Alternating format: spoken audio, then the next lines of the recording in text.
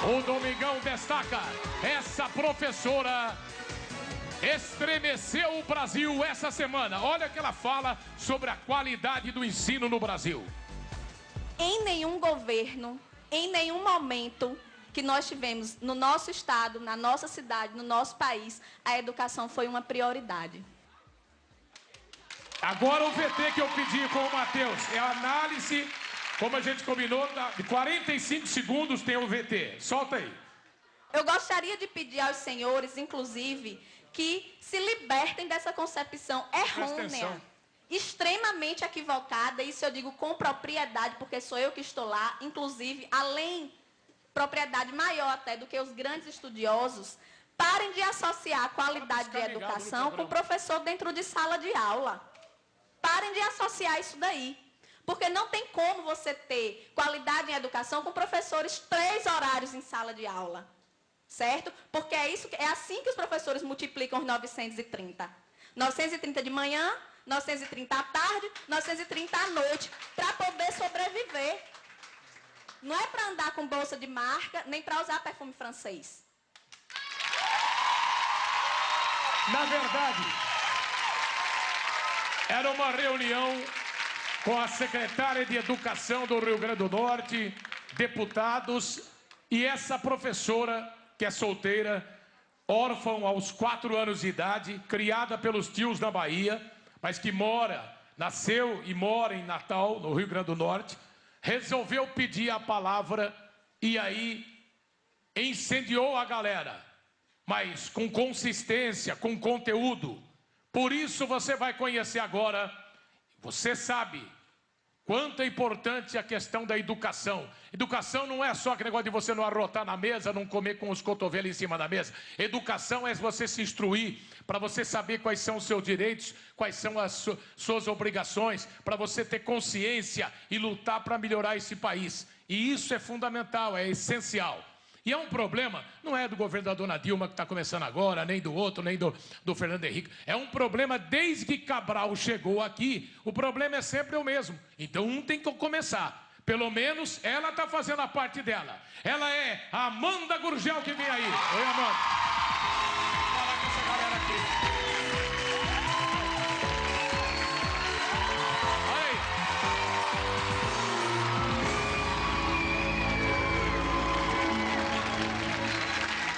Não só a coragem para enfrentar todas as autoridades, porque, na verdade, ela está aqui porque a consistência do discurso dela não foi só contra a má qualidade, o desrespeito que o professor sofre, mas com respeito à má qualidade do ensino brasileiro. Para vocês terem uma ideia, o Brasil teve uma queda de analfabetismo nos últimos 10 anos, pelo censo do IBGE, é isso? Só que a repetência no ensino, o índice de caras que repetem da galera, é a mais elevada da América Latina, meu. Imagina com relação ao resto do mundo. Outra coisa, 13,8% dos brasileiros largam os estudos no primeiro ano do ensino básico, gente. Nessa área o Brasil está só à frente da Nicarágua. Estou falando só aqui entre nós, América do Sul, América Latina, Central, até o México. Imagine em relação ao resto do mundo. O Brasil está em 53º lugar entre 65 países analisados pelo Programa Internacional de Avaliação de Alunos. Então o problema dela, que ela levantou lá dentro do mundo do Rio Grande do Norte, que tem a terceira, está entre as 3 piores médias de salário de professor, é no Rio Grande do Norte, na rede pública brasileira. Na verdade, o que a Amanda está fazendo é falando de um assunto que envolve todo mundo, seja você professor, seja você aluno, seja você pai, mãe, principalmente se você é um cara responsável que paga imposto e luta por uma sociedade mais justa e mais decente. Quando é que deu na tua cabeça a ideia de levantar? Você foi preparada para enfrentar as feras todas e falar o que você estava pensando, Amanda, ou não? Na hora, deu uns 5 minutos e falou, hoje é o dia. Na verdade, essa é uma atividade que faz parte da minha rotina. Desde que eu entrei para o serviço público como professora, eu luto em defesa dos nossos direitos. Então, sempre participei de assembleias, sempre participei de atos públicos e sempre emprestei a minha fala aos meus colegas. E essa foi só mais uma ocasião em que eu fiz isso. A diferença é que era diante dos deputados, diante da secretária, da promotora de educação. E você jamais se escondeu, aliás, para seu orgulho, para o orgulho de todos os professores, que você é sindicalizada, você paga sindicato, já tentou ser presidente do sindicato, quer dizer, você põe a cara para bater, você mostra a que veio sempre. E sempre foi assim na tua vida? Sempre. Na verdade, eu acredito que faz parte do processo educacional ensinar as pessoas a lutar pelos seus direitos. Sendo assim, eu não seria a primeira a fazer o diferente. Se eu ensino os meus alunos a lutarem pelos direitos deles, eu tenho que ser a primeira, tenho que servir de exemplo para isso. Então, sou sindicalizada sim, já disputei por 2 vezes, não para o cargo de presidente ou coordenadora geral do sindicato, mas disputei por 2 vezes em uma chapa a direção do sindicato, mas ainda não tive essa oportunidade. Olha, por exemplo, e vê se você concorda ou não com o que fala a professora Amanda Gurgel sobre a questão professor e merenda. Pedir à promotoria que esteja com a fiscalização efetiva ao Ministério Público. Que não seja para dizer, professor não pode comer desse cuscuz não, porque é um cuscuz alegado que a gente come, o cuscuz da merenda, porque a promotoria está para lhe dizer que a merenda é do aluno, não é do professor. Certo? É assim que funciona. Diga-se de passagem, nós não temos recursos para estar nos alimentando diariamente fora de casa. Não temos para isso. Quer dizer, com que ganha o salário, com o salário que ganha o professor, ele não tem o direito nem de pegar a merenda que vai para o aluno, é isso? Justamente. O fato dos professores se utilizarem também da merenda do aluno, se alimentarem com aquela merenda, é considerado pela Justiça como um desvio da merenda. Não é? Então, assim, existe uma fiscalização em relação a isso. A promotora, ela se dispõe até a visitar as escolas para saber se realmente a merenda ela está sendo entregue apenas aos alunos. E o professor recebe vale-refeição? Não, não recebe, até porque cada vínculo que nós temos são vínculos que não chegam a ser de 8 horas diárias de trabalho. Então, nenhuma instituição que nos emprega tem obrigação legal de fazer isso. Mas a verdade é que nós somos obrigados a trabalhar o dia inteiro e às vezes até à noite, como eu falei naquele dia, não é?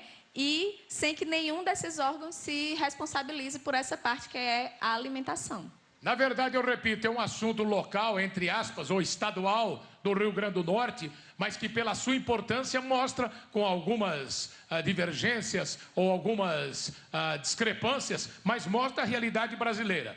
Olha o que Amanda Gurgel falou naquele dia, naquela reunião em Natal, sobre a questão salário. Eu gostaria também de apresentar um número para iniciar a minha fala, que é um número composto por 3 algarismos apenas, bem diferente dos outros números que são apresentados aqui com tantos algarismos, que é o número do meu salário, não é? Um 9, um 3 e um 0. Meu salário base, R$930. E aí eu gostaria de fazer uma pergunta a todas e todos que estão aqui, sim, nível superior com especialização. Se vocês conseguiriam, mas também respondam só se não ficarem constrangidos, obviamente.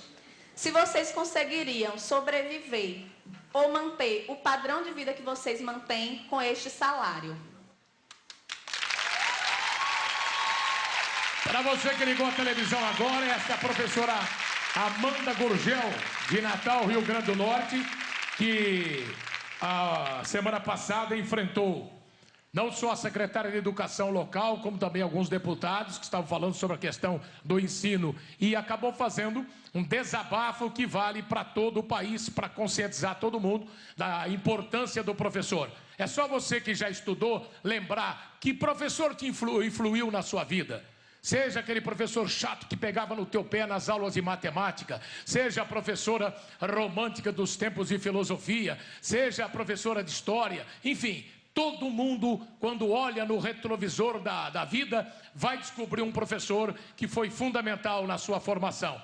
E Espero que você tenha essa consciência em relação ao teu sobrinho, ao teu filho, ao teu neto. Por isso que a gente está aqui com a professora Amanda Gurgel para colocar em discussão esse assunto. Por exemplo, quando ela fala, se você não sabe, no Brasil são 2,5 milhões de professores, 53 alunos matriculados.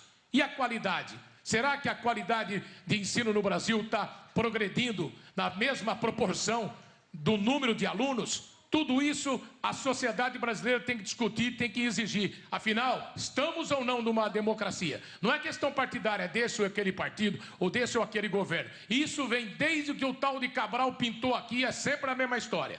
Olha o que ela falou nessa questão de virar a redentora do país, a salvadora da pátria. Olha lá. Estão me colocando dentro de uma sala de aula com um giz e um quadro para salvar o Brasil, é isso?